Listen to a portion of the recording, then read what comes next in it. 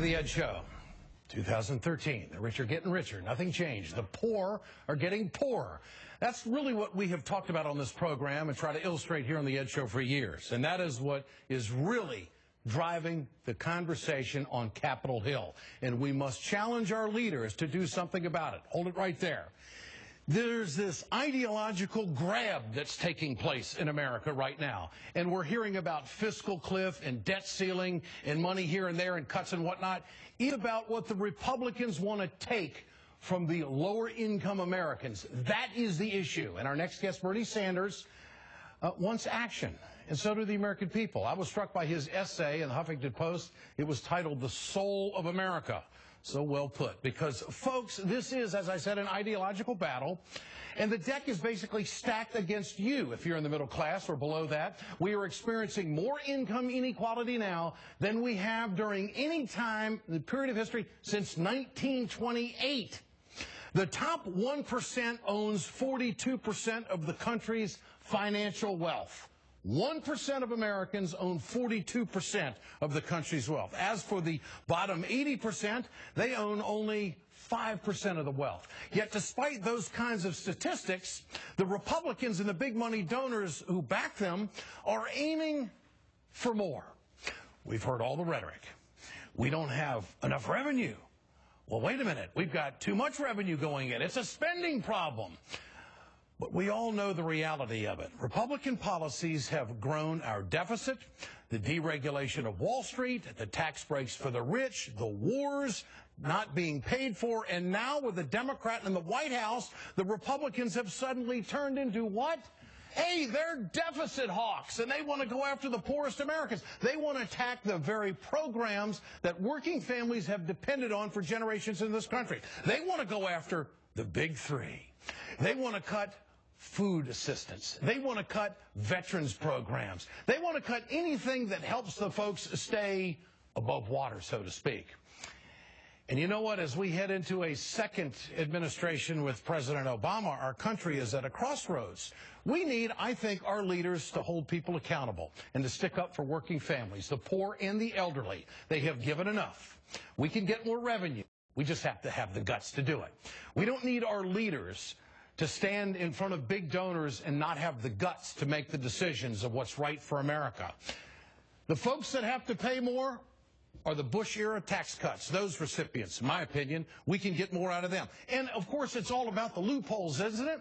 Well, how are we going to change tax policy in Washington if we can't get anything passed in the Senate? The entire linchpin to the 113th is going to be what Harry Reid does with changing the rules for the filibuster. Then we can move to get to these tax loopholes that has helped the wealthiest Americans in this country.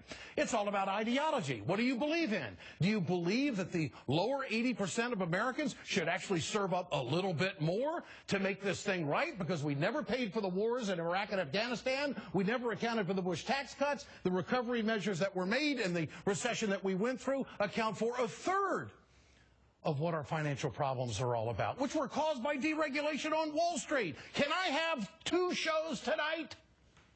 Joining me now is Senator Bernie Sanders of Vermont. Senator, good to have you with us tonight. You hit the nail on the head, as you always do, and I encourage our viewers to go to Huffington Post and see what you have written and see how you have capsulized this. Are you confident, are you optimistic that income inequality will be addressed in a meaningful way during a second term with the Obama administration? Am I confident? No. Do I believe that is the moral issue of our time? Yes. Do I believe that that is what the American people overwhelmingly want? I do.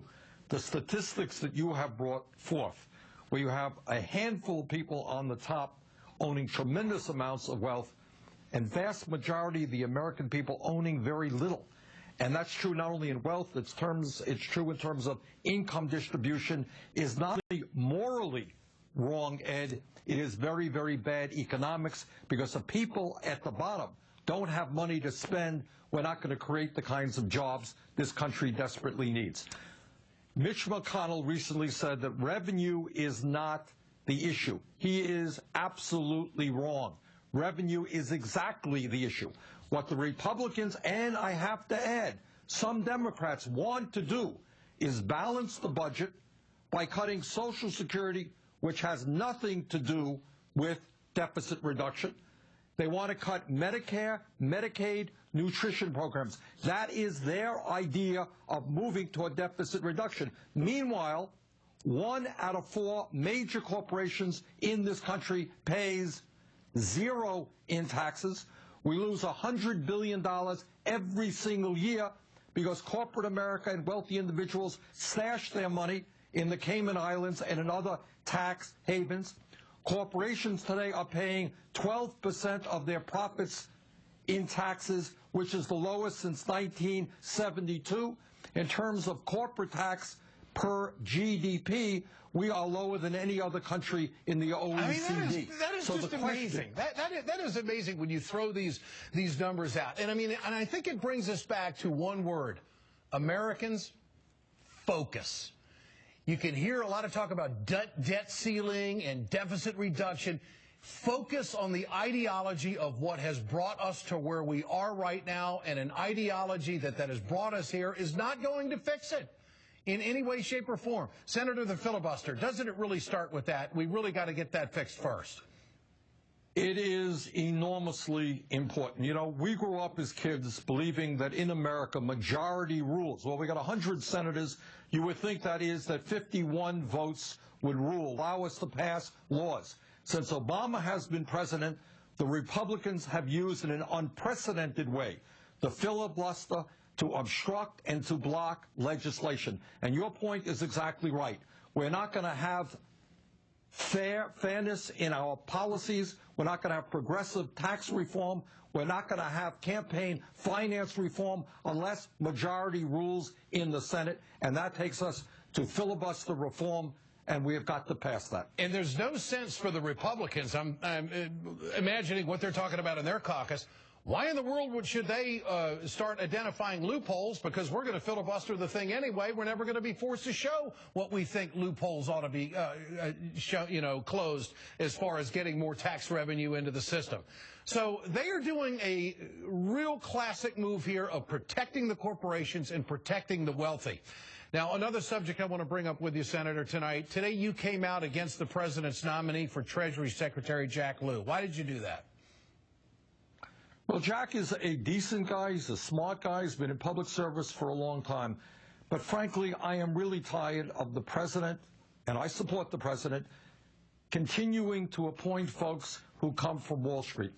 We need people in the Treasury Department, Secretary of Treasury, who are going to have the guts to stand up to Wall Street, to ask why we are not, for example, breaking up the 6 largest financial institutions, Ed, that have assets equivalent to 2/3 of the GDP of the United States, to ask questions about how we got into this recession in the first place, which has everything to do with the greed and recklessness and illegal behavior on Wall Street.